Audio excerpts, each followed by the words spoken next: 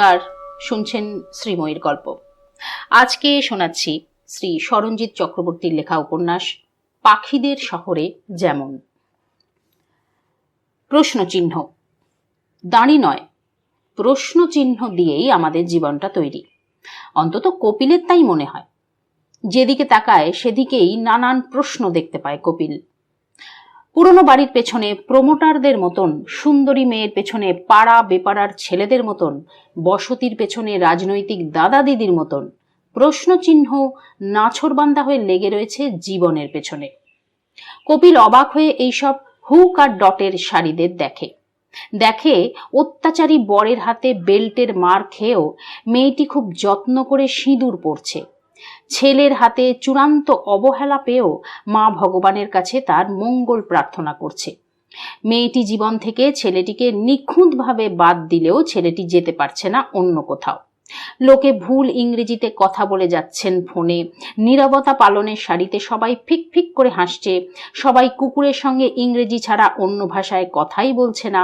কপিল অবাক হয়ে দেখে ভিকিরির বাচ্চাটা ফুটপাতে বসে ছেঁড়া পুতুল নিয়ে খেলছে আর হাসছে, হেসেই যাচ্ছে।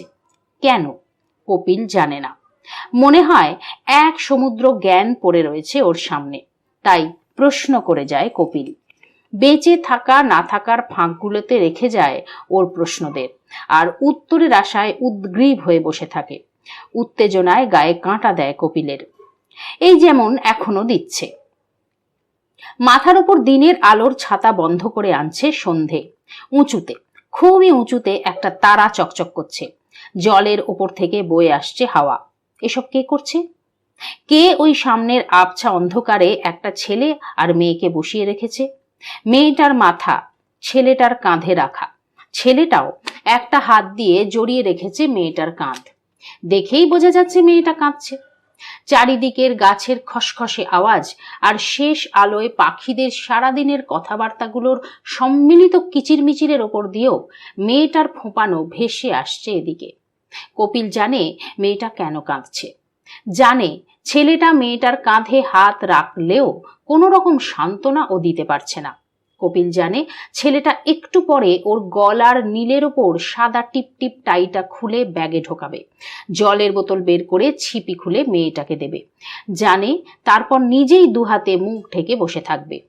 গত মাস দুয়েক ধরে তো এসব প্রায় রোজই দেখছে ও। দু একবার হাঁটার ভান করে কথাও শুনেছে ওদের। শুনেছে ছেলেটা বেসরকারি বীমা সংস্থার হয়ে পলিসি বিক্রি করে। মেয়েটার মুখে সোনা ডাক শুনলে ছেলেটার নাকি ভালো লাগায় দম বন্ধ হয়ে আসে। মেয়েটার নাকি বিয়ের কথা চলছে। ছেলেটা এখনো তেমন সুবিধে করতে পারছে না কাজে। বুড়ো বয়সের কৌতূহলে জিজ্ঞেস করতে ইচ্ছে করে ওদের নাম কি, বাড়িতে কে আছে। ইচ্ছে করে জানতে ওরা সত্যি কতটা ভালোবাসে একে অপরকে। তবে ভালোবাসা কতটা তা কি আর মাপা যায়? কপিল তো কোনোদিন বুঝতেই পারলো না ভাব, ভালোবাসা, প্রেম টেম এইসব ব্যাপারগুলো, তাই হয়তো বিয়ে করেও উঠতে পারেনি। কি ভাবছো কপিল? একদলা কফ পাশের ঝোপের দিকে থুক করে ছুঁড়ে দিয়ে জিজ্ঞেস করলো গোপীনাথ। কপিল বলল, না ওই সামনের দুটিকে দেখছিলাম। আচ্ছা গুপিদা, প্রেম ছাড়া কি বিয়ে হয়? ওরা যে এখানে বসে প্রেম করে, ওদের বিয়ে হবে? গুপি আর একবার থুতু ফেলে শ্বাস নিল একটু। বর্ষাকাল পড়লেও তেমন বৃষ্টি হচ্ছে না, চারিদিকে একটা দম ধরা ভাব। পশ্চিম আকাশে মেঘ জমছে। কেবিলে দেখছিল আলিপুর আবহাওয়া দফতর থেকে বলা হয়েছে বঙ্গোপসাগরে গভীর নিম্নচাপ ঘনীভূত হয়েছে। কি গোপিদা? কপিল কি জিজ্ঞেস করছে? জগৎ বাঁধানো দাঁতের কিটকিট শব্দ তুলে কনুইয়ের খোঁচা দিল গুপিকে। হ্যাঁ হ্যাঁ, দাঁড়াও একটু শ্বাস নি আগে। বুকে কফেরা যেভাবে হরতাল বাঁধিয়েছে না, হাওয়ার কি জো আছে যে একটু ঢোকে? তা কপিল, কি বলছিলে, বিয়ে হবে কিনা? না ঠিক তা নয়। কপিল টাকের মধ্যে জেগে থাকা দুর্বল ঘাসের মতন চুলে হাত বোলাল। জিজ্ঞেস করছিলাম প্রেম ছাড়া কি বিয়ে হয়? কেন, এই 70 বছর বয়সে প্রেম করার ইচ্ছে হয়েছে না বিয়ের? গুপি কথা শেষ করে নাক টানল। ধুর, আমার না, ওই যে সামনের ছেলে মেয়ে দুটো। ওই নবকার্তিক আর শ্রীরাধিকার। গুপি একটু হাঁপালো। ওসব ভেবে তোমার কি লাভ? তাছাড়া ওই দুটো তো শুধু ফ্যাঁচ ফ্যাঁচ করে কাঁদে। আরে বাবা, অতই যদি দুঃখ তবে একসঙ্গে আছিস কেন? আর প্রেম ছাড়া বিয়ে, ও চারিদিকে দেদারই হচ্ছে। এই যে আমি বিয়ে করেছিলাম, 2-4 পিস বাচ্চাও তো নামালাম, তারপরেও কি বউয়ের সঙ্গে প্রেম হয়েছিল? হয়নি। এখন 80 বছরে এসে মনে হয় প্রেম করাটা মিস হয়ে গেল। গুপিদা, জগৎ বিরক্ত হলো। এত বয়সেও বাজে কথা গেল না তোমার? তোমাকে যে বইটা দিয়েছিলাম পড়েছো? ধম্মের বই। গুপি আবার ফুসফুস ঝাড়া দিল। চোর আনা শোনে ধম্মের কাহিনী। শোনো ভাই, করতাম তো পিয়নের কাজ, যথেষ্ট টাকা পয়সা উপরি হিসেবে নিতাম। বউকে দিয়ে সবটা হতো না বলে কালীঘাটের টিনের ঘরে মালতীর কাছে যেতাম। আমার সব্য অঙ্গেই পাপ কিলবিল করছে ভাই, ওই ধম্মের এন্টি হবে টবে না। 80 তো হলো, আর কটা বছরই বা থাকবো? ও নিজের মতো থাকতে দাও তো। আমার আবার ওইসব ধম্মের জন্য খাঁচা নয়, বুঝলে? এত কফ, শ্বাসকষ্ট, কিন্তু গোপীনাথ কথা পেলে আর কিছু চায় না। এত বয়সেও তার মুখ যথেষ্ট আলগা। তবে লোকটা দুঃখ পেয়েছে জীবনে। 2 ছেলে ও স্ত্রীর মৃত্যু দেখতে হয়েছে। এখন বড় ছেলের বউ, তার বাচ্চা আর বউয়ের ভাইয়ের সঙ্গে এক বাড়িতে থাকে। অবস্থাও খুব একটা ভালো নয়। সেদিক দিয়ে দেখলে জগতের অবস্থা ভালোই বলতে হবে। ওরও স্ত্রী গত হয়েছে, তবে বাচ্চা কাচ্চা নেই। ভাগ্নির বাড়িতে থাকে। বয়স কপিলেরই মতন, সারাদিন ঠাকুর দেবতা আর ধর্মকম্ম নিয়েই আছে। পারলে সারা পৃথিবীকেই সেসব বই পড়াবে। জগৎ বলে, চারিদিকে এত হানাহানি, এত মারামারি, এর কারণ জানো? ধর্মের অভাব। ধর্ম মানে ঠাকুরের নাম জপা তো শুধু নয়, ধর্ম মানে একটা ডিসিপ্লিন, নির্দিষ্ট এক সুস্থ জীবনের ছাঁচ। এটাই তো এখন কেউ বোঝে না, তাই তারা সবাই বিপথগামী। সবারই তাই ধর্ম কথা শোনা উচিত। এর উত্তরে গুপি বলে, আচ্ছা, এই বুড়ো হলেই ধম্ম ধম্ম করে নৃত্য করতে হবে, সেটা কি সরকার থেকে নিয়ম করে দিয়েছে? বুড়োদের কি সকাল্লাদ নেই? আজকেও জগৎ আর গোপীনাথের একটা তর্ক বেঁধে উঠতে পারে। এসব একদম ভালো লাগে না কপিলের। ওর মনে হয়, কি হবে এসব অনর্থক তর্ক করে? নিজের মত প্রতিষ্ঠা করে কি এমন রাজার ধন লাভ করে মানুষ? তার চেয়ে এমন সুন্দর সন্ধ্যের মুখে জলের ধারে বসে থাকা, চারিদিকে চোখ বুলিয়ে দেখাটা, এই কি বেশি ভালো নয়? বাড়িতেও দাদার সংসারে এইভাবেই থাকে কপিল। যদিও দাদা মারা গিয়েছে, দাদার বউ আর তার 2 ছেলের নিয়ে সংসার।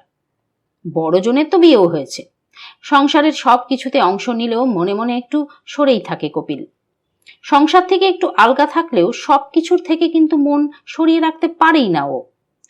এই এখন যেমন সামনে সিমেন্টের সিটে বসা ছেলেটা আর মেয়েটার থেকে মনটাও সরাতে পারছে না।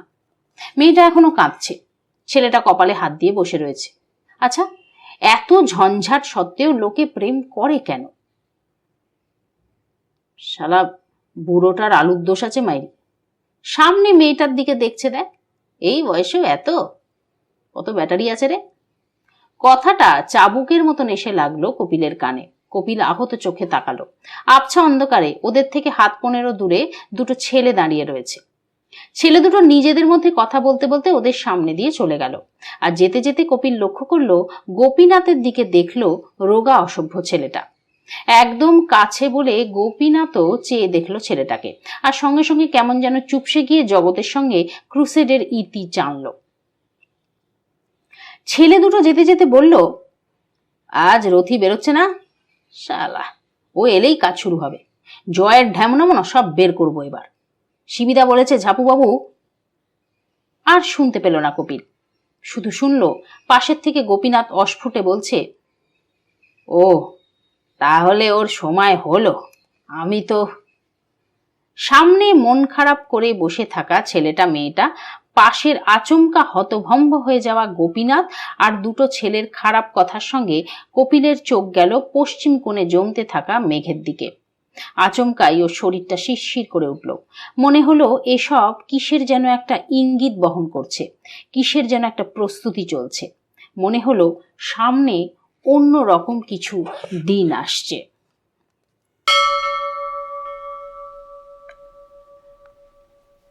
প্রথম দিন, জয়, 27শে জুন সকাল। আজ 4 বছর হলো। চুল আঁচড়ে চিরুনিটা রাখতে গিয়ে টেবিল ক্যালেন্ডারে চোখ পড়ায় কথাটা মনে এলো জয়ের। 4 বছর। দেখতে দেখতে কেমন করে যে কেটে গেল বছরগুলো। 4 বছর আগের এই দিনটায় জয়ের মনে হয়েছিল যে ও আর বেঁচে থাকতে পারবে না। মনে হয়েছিল বেঁচে থাকার কোনো কারণই আর নেই। কিন্তু দেখো, 4 বছর কেটে গেল। 4টে গ্রীষ্ম, শীত, বর্ষা পেরিয়ে এলো জয়ের শরীর। সেই যে মনে হয়েছিল বেঁচে থাকার কোনো কারণ নেই, তাহলে কি এতগুলো বছর এমনি এমনিই বেঁচে রইল ও? নিজেকে ভালো করে দেখলো জয়। মাথার সামনে চুল সামান্য উঠে গিয়েছে, চিবুকে এক পরত বেশি মাংস, বয়স থাবা বসাচ্ছে, কিন্তু তবু এখনো ও যথেষ্ট সুপুরুষ। এখনো বয়সের চেয়ে অনেক ছোট মেয়েরা অন্যরকম চোখ নিয়ে ওর দিকে তাকায়। কেয়াও তো ওর রূপ দেখেই ধরা দিয়েছিল। বাড়ির বিরুদ্ধে গিয়ে পাড়ায় লোকাল হেডলাইন তৈরি করে হিন্দি ছবির ক্লাইম্যাক্সের মতন টান টান উত্তেজনায় বিয়ে হয়েছিল ওদের। তখন কেয়া পাগলের মতন ভালোবাসত ওকে। বলতো, তোমায় আমি সবচেয়ে বেশি ভালোবাসি, তোমার জন্য আমার বুকের ভেতর একটা চন্দন কাঠের বাক্স আছে। তখন ওকে খুব ভালোবাসত কেয়া, তখন ওকে আগলে রাখতো ভালোবাসা দিয়ে। কিন্তু সবই হচ্ছে তখন, কারণ এখন ছবিটা পাল্টে গেছে। এখন কেয়া কেমন যেন বয়ার মতন দূরে ভেসে থাকে। এখন কেয়া মাঝে মাঝেই খুব কঠিন কথা বলে। এখন কেয়ার বুকের ভেতর চন্দন কাঠের সেই বাক্সটা আর নেই। কিন্তু যতই দূরে দূরে থাকুক, কেয়া জয়ের সব কিছু গুছিয়ে হাতের কাছে এগিয়ে দেয় আজও।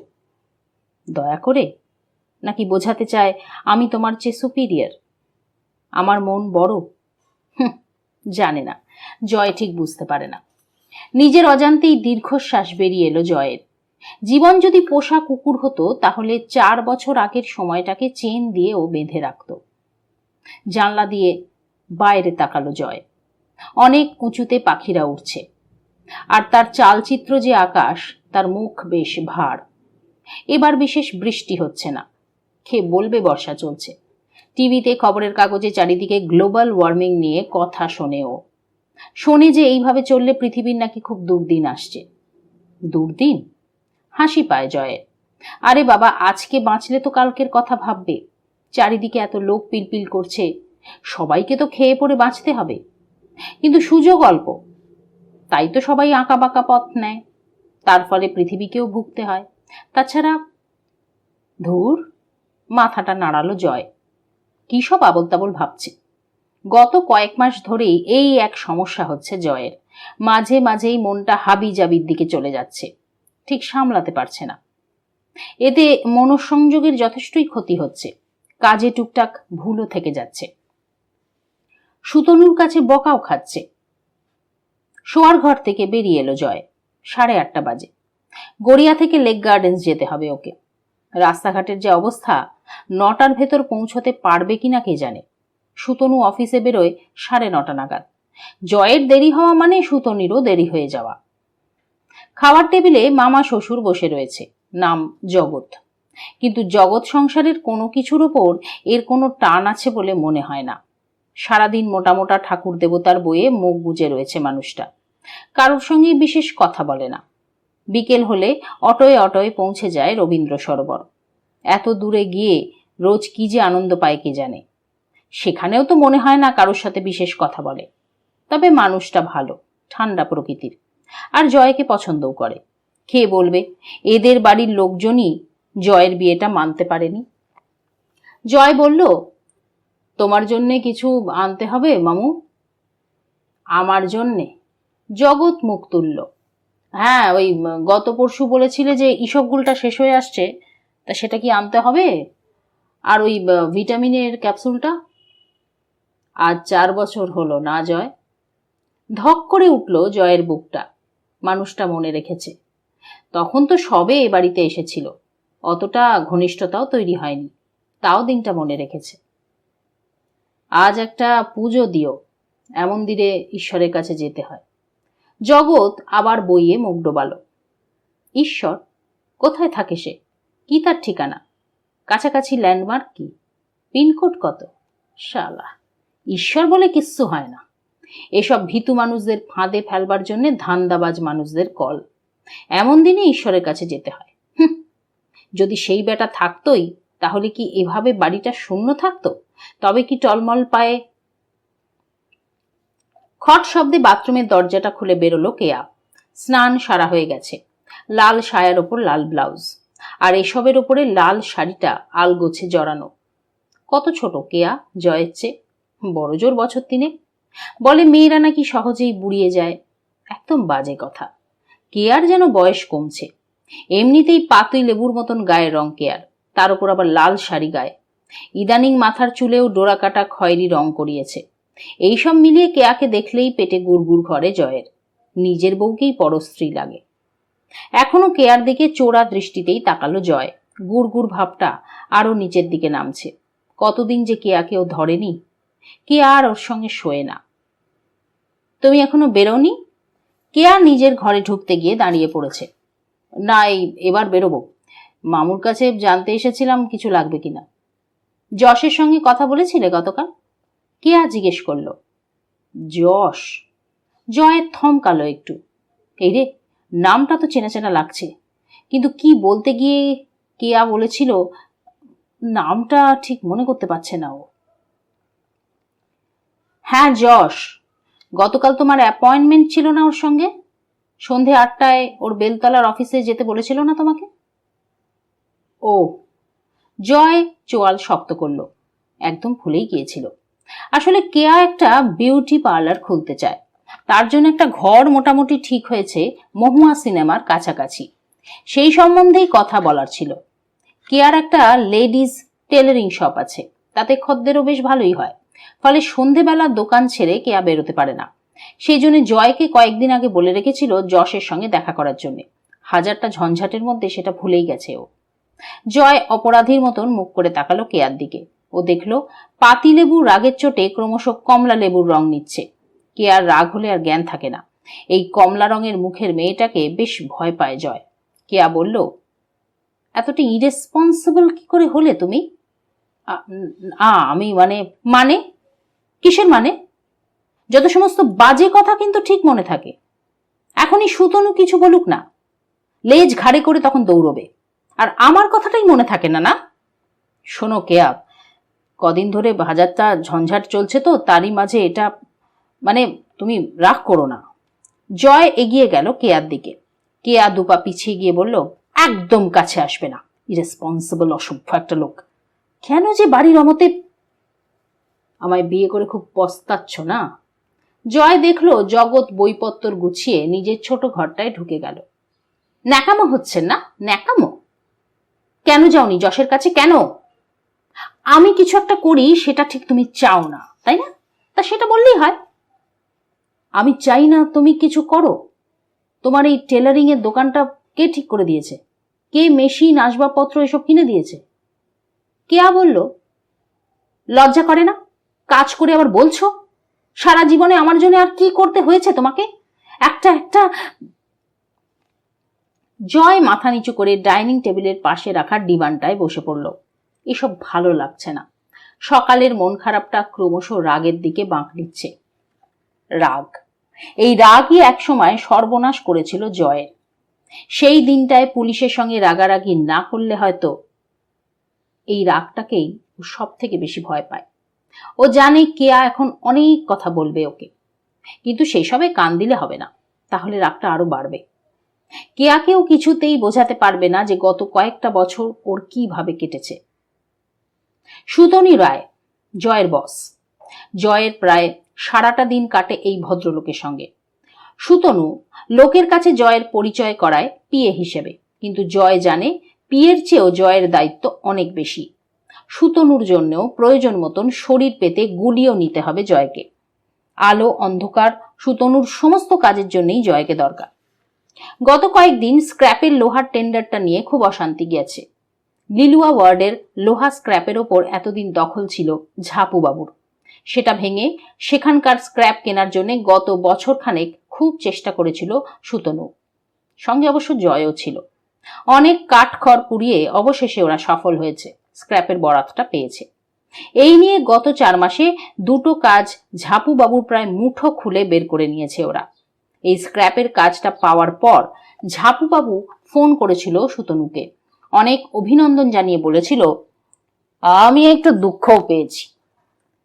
জয়ের পুরনো ইনস্টিংক্ট বলে যে ঝাপু বাবুর দুঃখ পাওয়াটা কোনো ভালো ইঙ্গিত নয়, এই জন্যে ওদের খুব সতর্ক থাকতে হবে। ঝাপু বাবু একজন কোল মাফিয়া, পাশাপাশি কলিয়ারিগুলোতে অ্যাশ হ্যান্ডলিং এর বড় বড় কাজ করে, আর রেলে স্ক্র্যাপ কেনার ব্যাপারটা তো আছেই। এছাড়া ঝাড়খণ্ড আর বিহারে নানান রকমের এক্সটর্শন, কিডন্যাপের রমরমা ব্যবসার ক্ষেত্রেও ওর নাম শোনা যায়। তাই এমন গুণধর লোক যদি দুঃখ পায় তাহলে ডাউন জেনের মানুষজনও খুব একটা সুখে থাকে না। তবে সুতনু রায়ও কিছু যোগী পুরুষ নয়, তারও নানান ধূসর ব্যবসা আছে। বেআইনি ডলার ভাঙানো, লুপ্তপ্রায় প্রজাতির প্রাণীর স্মাগলিং, ব্লু ফিল্মের প্রোডাকশন থেকে আরো নানান ক্ষেত্রে প্রায় গ্রুপ অফ ইন্ডাস্ট্রিজ বানিয়ে ফেলেছে মানুষটা। ইদানিং জয় শুনেছে যে বিদেশে লোক পাচার করার ব্যাপারটাও সুতনু নাকি মনোযোগ দিয়ে ভাবছে। ইউরোপ আমেরিকায় সস্তায় লেবারের চাহিদা বেশ ভালো, ডিমান্ড সাপ্লাইয়ের হিসেবে ভাবলে রোজগার নেহাত মন্দ হবে না। এসবের সঙ্গে অ্যাশ হ্যান্ডলিং, কুলিং টাওয়ার, রেলের স্ক্র্যাপ, কাস্ট আয়রন, মোল্ডিং এর ব্যবসাটাও রেখেছে সুতনু। এই কালো সাদা সমস্ত কাজেই জয়কে ছায়ার মতন সুতনুর সঙ্গে লেগে থাকতে হয়।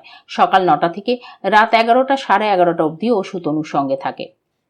কিন্তু এখনই প্রায় 9টা বাজতে 10, আজকে দেরি হবেই। দিবান থেকে এবার উঠে দাঁড়ালো জয়।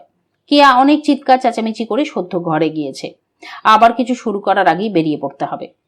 পাশের টেবিল থেকে বাইকের চাবিটাও তুলে নিল, আর ঠিক তখনই ফোনটা বেজে উঠল পকেটে। ফোনটা বের করে নামটা দেখলো জয়, বলাই এইচ। আরে হঠাৎই হাত কাটা বলাই এই সময় ফোন করলো কেন?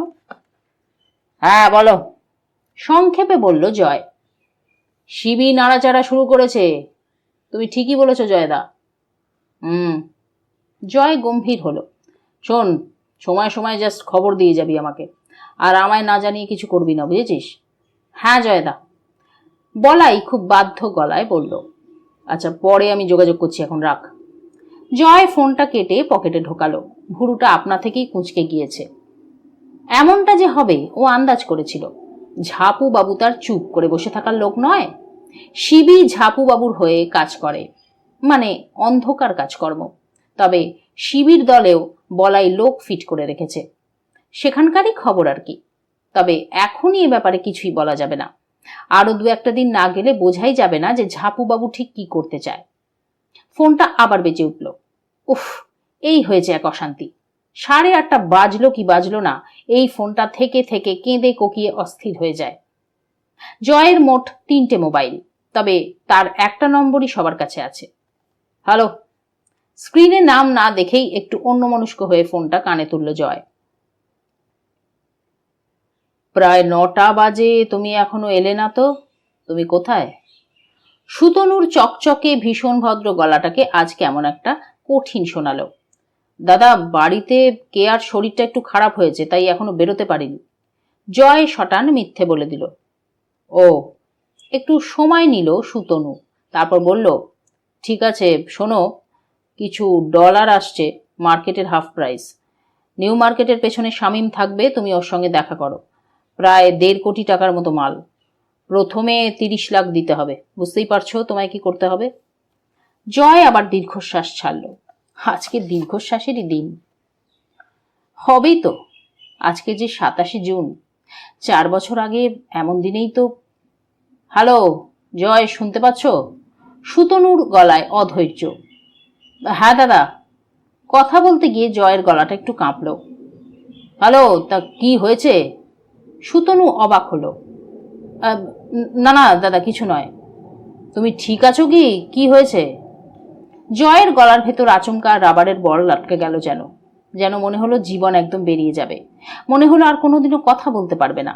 তবু প্রাণপণে নিজেকে সামলে নিতে নিতে বলল, দাদা আমি আমি আমি ঠিক পৌঁছে যাচ্ছি, আপনি ভাববেন না। তুমি সত্যি সত্যি ঠিক আছো তো? সুতনু আবার জিজ্ঞেস করলো। হ্যাঁ হ্যাঁ দাদা, হ্যাঁ দাদা, আমি পৌঁছে যাচ্ছি। 9টা 10। ঘড়িটা দেখে একবার শামীমকে ফোন করে জয় বলে নিল কখন কোথায় দেখা করবে। অন্ধকার কোনো কাজে গেলে জয় সঙ্গে মেশিন রাখে। মেশিন মানে একটা চাইনিজ 9mm, 1.5 লক্ষ টাকা দাম, সুতনুই কিনে দিয়েছে। কিন্তু আজ সঙ্গে নেবে না, কারণ জানে শামীম নিজেরটা নিয়েই বেরোবে।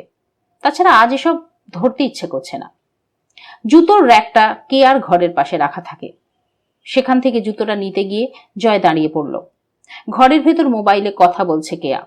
কিছুক্ষণ আগের সেই রাগটা আর নেই, বরং মুখে চওড়া হাসি। বুকটা আচমকা জ্বলে গেল জয়ের। কি এত হাসির কথা যে আজকের দিনেও হাসতে হবে? জয় দরজার কাছে গিয়ে কান পাতল। যা শুনলো তাতে শরীরের সমস্ত রক্ত মাথায় এসে জমা হলো ওর। আজও ফোনে বাঁশির সঙ্গে গল্প করছে। বাঁশি কি খেয়েছে, কাল কখন কত রাতে ঘুমিয়েছে তা জেনে কেয়ার কি লাভ? বাঁশির সঙ্গে কথা বলার সময় কেয়া কেন এমন শুঁয়োপোকা থেকে প্রজাপতি হয়ে যায়? কেয়া কি বাঁশিকে বলেছে জয় আসলে কে? কোন নরক থেকে উঠে এসেছে ও কি বলেছে নরকের টুকরোগুলো এখনো বেঁচে আছে জয়ের মধ্যে?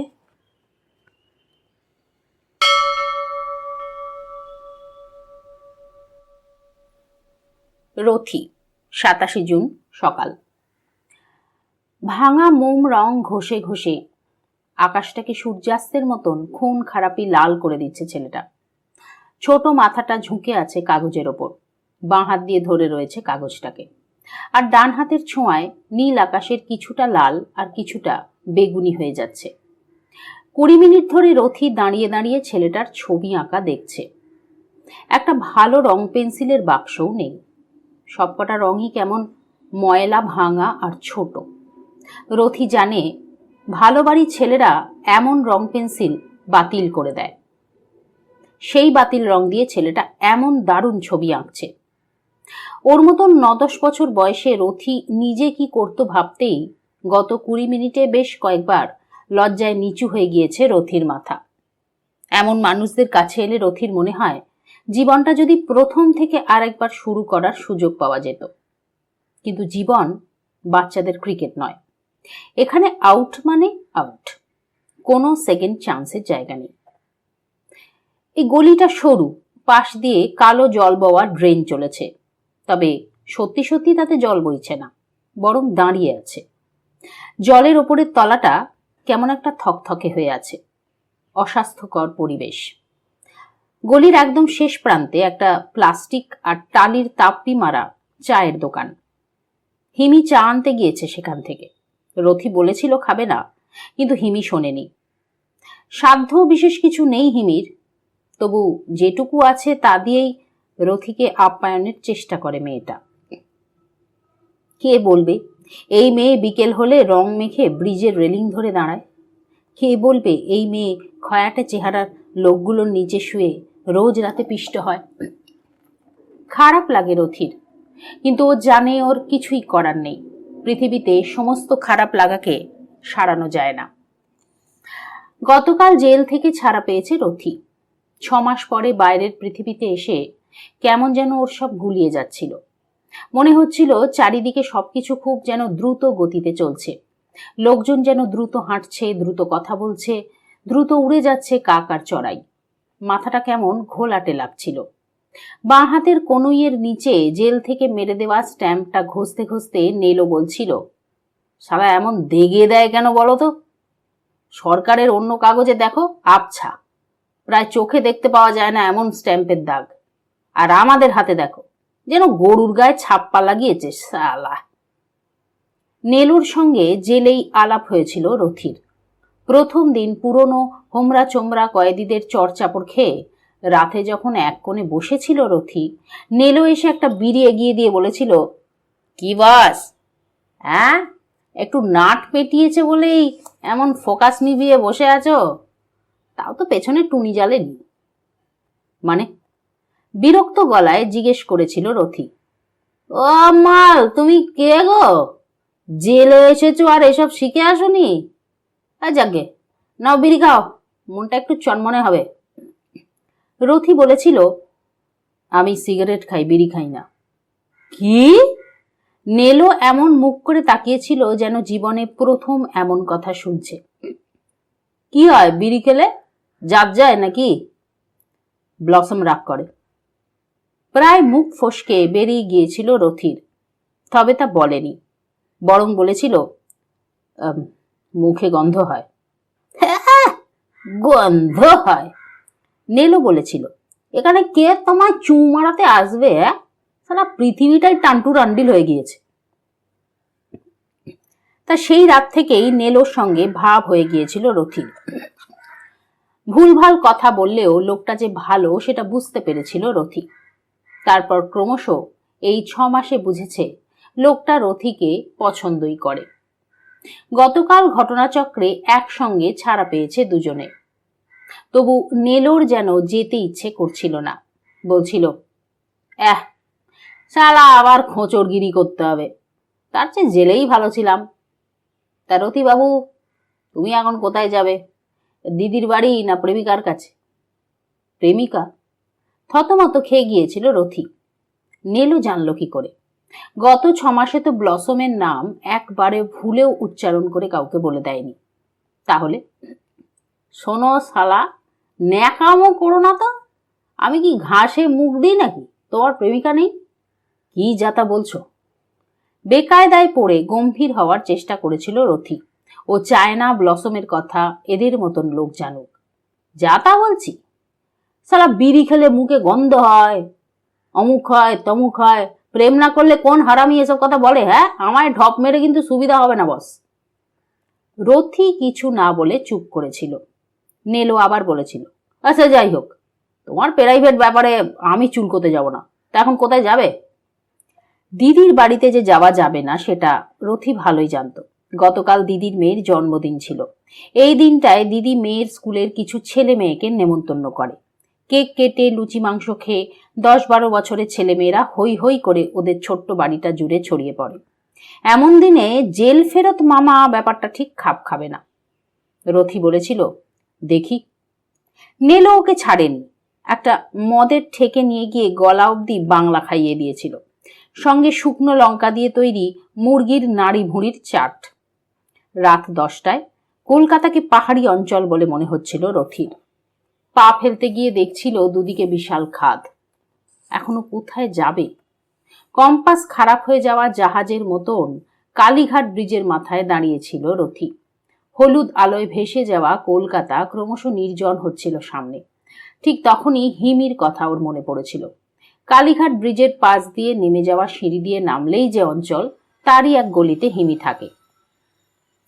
হিমি এক খদ্দের ছেড়ে আবার বেরোনোর তোড়জোড় করছিল। এমন সময় রথিকে দেখে থমকে গিয়েছিল। এ নাও চা। হিমি ছোট কাঁচের গ্লাসটা রথির সামনে ধরল। রথি হেসে বলল, এবার চলে যাব, একবার ছানুর কাছে যেতে হবে। ছানু? হিমি অবাক হয়ে তাকালো। সত্যি তো, হিমি জানবে কি করে? রথির নিজেকে বোকার মতন লাগলো। বলল, ওই আমার বন্ধু আর কি, ওর সঙ্গে একটু কাজ আছে। মানে তো সেই গুন্ডাগিরি। হিমি রথির থেকে চোখ সরালো না। না না। রথি গরম চায়ে যতটা সম্ভব চুমুক দিল। তাড়াতাড়ি শেষ করে কাটতে হবে এখান থেকে। হিমি ছাড়বার পাত্রী নয়, এখনই আবার জ্ঞান দিতে শুরু করবে। তুমি বোঝো না এসব খারাপ? ভদ্রবাড়ির বিয়ে পাস করা ছেলে হয়ে গুন্ডামো করে 6 মাস ঘাড়ি গড়িয়ে এলে, এতে কি তোমার মান বাড়ল? রথি প্রাণপণে আর একটা চুমুকে চাটা শেষ করলো। পানসে গরম একটা তরল জিভের 12টা বাজিয়ে নেমে গেল পেট অবধি।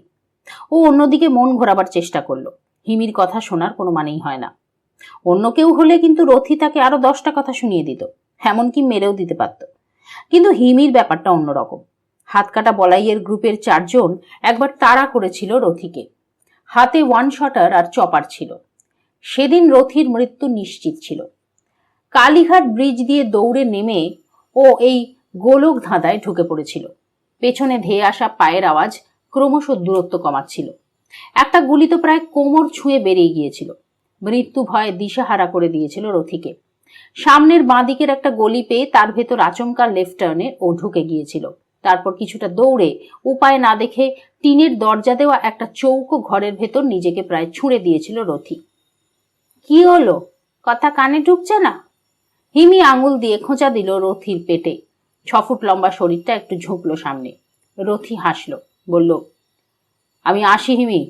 6 মাস পিছিয়ে পড়েছি তো জীবন থেকে। এক একটা মুহূর্ত এখন আমার কাছে দামি। হিমি হাসল। যাও, তবে সাবধানে। সাবধানে, মা একসময় এইভাবে বলতো। স্কুলে বেরোনোর সময় বা কলেজে যাওয়ার সময় মা বলতো সাবধানে। কার থেকে সাবধান? কিসের থেকে সাবধান? এসব জানতো না রথি, হয়তো মাও জানতো না, শুধুমাত্র সংস্কার বশত বলতো সাবধানে। সাবধানতা রথির জীবনে নেই। ছোট থেকেই ও ডান পিটে। 6 ফুটের শরীরটা লোহা দিয়ে তৈরি, মারপিট করতেও পিছপা হতো না। কলেজে ভর্তি হয়েই অমন দশাসই চেহারার জন্য সহজেই ও সকলের নজরে পড়ে গিয়েছিল। না বুঝেই কলেজ পলিটিক্সে জড়িয়ে পড়েছিল। কলেজে রুলিং ইউনিয়নের একটা ছেলের সঙ্গে সামান্য কথায় একদিন ঝগড়া শুরু হয়েছিল। হাত চালিয়ে দিয়েছিল রথি। ছেলেটা মার খেয়ে অজ্ঞান হয়ে গিয়েছিল একদম। আর কলেজের বিরোধীরা রথিকে আমাদের ছেলে বলে মাথায় নিয়ে নাচানাচি শুরু করে দিয়েছিল। পড়াশোনায় কোনোদিনই সুবিধা করতে পারেনি রথি, কেউই কোনোদিন ওকে নিয়ে নাচানাচি করেনি। ফলে জীবনে প্রথম হিরো হয়ে রথির মাথাটাই ঘুরে গিয়েছিল। সেই শুরু। তারপর কলেজ ইলেকশন থেকে শুরু করে লোকাল ভোট সবেতেই জড়িয়ে পড়েছিল রথি। একদিন বেটে কটা চোখের সুন্দর মতন একজন লোক এসে ওকে বলেছিল, বরেন্দা আমায় তোমার কথা বলেছেন, এসো আমার সঙ্গে কাজ করো। কি কাজ? রথি অবাক হয়েছিল। লোকটা হেসে বলেছিল, দেশোদ্ধার ভাই, দেশোদ্ধার। এই তো দেশের কাজে ঝাঁপিয়ে পড়ার বয়স, তোমার পোটেনশিয়াল আছে। না হলে বরেন্দার মতন এমএলএ তোমার কথা কি বলেন? গত ইলেকশনে তুমি তো একদম ক্যান্টার করে দিয়েছো। আরো কিছুক্ষণ কথা বলার পর রথি রাজি হয়ে গিয়েছিল লোকটার সঙ্গে কাজ করতে, কিন্তু ঠিক কি কাজ করবে তা বুঝতে পারেনি। তবে পড়াশুনো করে যে কিছু হবে না সেটাও ভালোই বুঝেছিল, তাই আর দ্বিধা করেনি। লোকটা যাওয়ার আগে হেসে বলেছিল, মন দিয়ে কাজ করলে এই লাইনে উন্নতি বাঁধা, তবে খাতরা আছে, পারবে তো? রথি নিজের হাত মুঠো করে বলেছিল, সেটা দেখেই নেবেন। গুড। লোকটা হেসেছিল। তারপর চলে যেতে গিয়েও থমকে দাঁড়িয়ে পড়েছিল মুহূর্তকাল। বলেছিল, কাল থেকে আমার অফিসে এসো, এ নাও কার্ড। আমার নাম শিবরতন ঘোষ, তবে সবাই আমাকে শিবি বলে। ছানুর একটা পানের দোকান আছে, সেখানে অবশ্য সাক্টার বোর্ডও বসে, তবে বাইরে থেকে পানটাই বোঝা যায়। ইদানিং ছানু পুরিয়ার লাইনেও ঢোকার চেষ্টা করছে। শিবির কান এড়িয়ে ব্যাপারটা ঘটাতে চায়ও, কারণ ছানুর কথা বেড়াল শালা জানলেই কমিশন খাবে। শিবির চোখটা ধূসর বলে ওকে পেছনে রথিরা বিড়াল বলে। রথি ছানুকে এই ব্যবসায় জড়াতে বারণ করেছে, কিন্তু কে কার কথা শোনে। বরং ছানু নানাভাবে রথিকেও নিজের কাজে লাগাতে চায়। তবে ছানুকে পছন্দ করে রথি। ছেলেটার মধ্যে একটা অদ্ভুত সারল্য আছে। জেলে যাওয়ার 2 দিন আগে ওর কাছে 22,000 টাকা রাখতে দিয়েছিল রথি। টাকাটা এবার নিতে হবে। ওখান থেকে 1,500 দিদির হাতে ধরাতে না পারলে দিদি বাড়িতেই ঢুকতে দেবে না। বলতে খারাপ লাগলেও এটা সত্যি যে রথির দিদি মানে রনিতা পয়সার ব্যাপারটা খুব ভালো বোঝে। ছোট থেকেই নিজেরটা গুছোতে জানতো ভালো। বিয়ের পর জামাইবাবুর প্রতাপে টাকা নিয়ে খিটিমিটি করতে পারতো না, কিন্তু 1.5 বছর আগে জামাইবাবুর আচমকা মৃত্যুর পর দিদি যেন আরো বেশি করে টাকার লোভী হয়েছে। যদিও কথায় কথায় বলে, টাকা না গুনে রাখলে আমার চলবে, মেয়েকে তো আমাকেই মানুষ করতে হবে। জামাইবাবুর জমানো টাকার সুদ আর বৃদ্ধ শ্বশুরের পেনশন দিয়েই দিদির সংসার চলে। তাই শ্বশুর মশাই গোপীনাথকে দিদি বিশেষ কিছু বলে না, যা বলার বলে রথিকে। তা রথি কি করবে? কোথায় যাবে? বাবা মা দুজনেই মারা গিয়েছে, থাকার মধ্যেই এক দিদি, তাই তার কাছেই থাকে। অন্তত দুবেলা রান্না করা ভাতটা তো মুখের কাছে পায়। একা ঘর ভাড়া করে থাকলেও সেটাও তো হতো না। অবশ্য ভাতের সঙ্গে মুখ ঝামটাটাও পায় রথি, কিন্তু গায়ে মাখে না। জানে 2-2.5 হাজার টাকা ফেললে দিদি চুপ করে যাবে। টাকার চেয়ে বড় শান্তিরক্ষক আর সংসারে কেউই নেই, সারা সবাই টাকার বশ। কিন্তু এবার আর 2-2.5 হবে না। 6 মাস জেলে ছিল রথি। দিদির মুখ বন্ধ করতে হলে মিনিমাম 5,000-এর নোট ছাড়তে হবে। তাই ছানুর কাছে না গিয়ে আর উপায় নেই। পান বানানোর জন্য ছানু একটা নতুন ছেলে রেখেছে, আর দোকানের বাইরে বড় কোল্ড ড্রিঙ্ক রাখার ফ্রিজটার পাশে টুল নিয়ে বসে রয়েছে নিজে। তবে ছানুর সঙ্গে কথা শুরু করার আগেই ছানুর থেকে হাত 10 দূরে দাঁড়ানো 2টো ছেলে আর একটা মেয়ের দিকে রথির নজর গেল। একটা ভালো চেহারার লম্বা ছেলে চামড়ার ব্যাগ কাঁধে নিয়ে টাই ঝুলিয়ে দাঁড়িয়ে রয়েছে। রথির অভ্যস্ত চোখ বুঝলো ছেলেটা বেচুবাবু, ঘুরে ঘুরে কিছু বিক্রি করে। গলার টাইটা দিয়ে মশারিও টাঙানো যায়। দ্বিতীয় ছেলেটার কাঁধ অব্দি কোঁকড়া চুল, গোফটা কামানো, কেমন একটা বদখত একটা ফ্লোরাল প্রিন্টের শর্ট শার্ট পরে রয়েছে। পিঠে কোনাকুনি করে নেওয়া একটা ব্যাগ। এমন কাটিং এর পিস দেখলেই জুতোতে ইচ্ছে করে রথির। ওর কলেজেও এমন কিছু যন্ত্র ছিল, কেউ কবিতা লিখতো, কেউ গান গাইতো, আর এমন একটা ভাব করতো যেন সকাল বিকেল একেবারে নোবেল প্রাইজ রিফিউজ করছে। ভালো জিনিস শেষে খাওয়ার মতন সবচেয়ে দর্শনীয় জিনিসটার দিকে শেষে চোখ গেল রথির। চাপা জিন্সের প্যান্ট আর লম্বা ঝুলের একটা টপ পরে দাঁড়িয়ে রয়েছে মেয়েটা। মুখে কোনো মেকআপ নেই, কিন্তু সুন্দর ত্বকই তো আসল মেকআপ। টিভিতে শোনা কথাগুলো মনে পড়ে গেল রথির, আর আচমকাই তলপেটে একটা মোচড় লাগলো। গত 6 মাস কোনো মেয়েকেও স্পর্শ করেনি, যেন ভুলেই গিয়েছে মেয়েদের ধরতে কেমন লাগে। মেয়েটাকে দেখে শরীরের ভেতর একটা ঘুমন্ত রাক্ষস যেন জেগে উঠল। রথির মনে হলো এক্ষুনি রাক্ষসটার খাবার চাই। ওভাবে দেখিস না। ছানুর কথায় সম্বিত ফিরল রথির। ও চাপা গলায় জিজ্ঞেস করলো, কে রে মালটা, এ পাড়ায় থাকে? না, এ পাড়ার জিনিস নয়, ওই টাই পড়াটা এ পাড়ার ছেলে। রথি দীর্ঘশ্বাস ফেলে বলল, শালা, এদের কারা পায় রে বিছানায়? ব্লসম ঠিকই করছে তাহলে, ছানু উত্তর দিল। কে ব্লসম মানে? রথি বুঝল না কোন কথার কি উত্তর দিচ্ছে ছানু। ছানু টুল থেকে উঠে রথির কাঁধে হাত দিয়ে বলল, শোন, শিবি তোকে ডেকেছে, আর তার আগে এটাও শোন যে ব্লসম ভালো মেয়ে, ভালো ছেলেরও কিন্তু অভাব নেই। মানে কি বলছিস কি তুই? শালা কথার প্যাঁচ মারছিস। রথির ধৈর্য থাকছে না আর। ওর মনে হচ্ছে ছানু কি যেন বলতে চায়।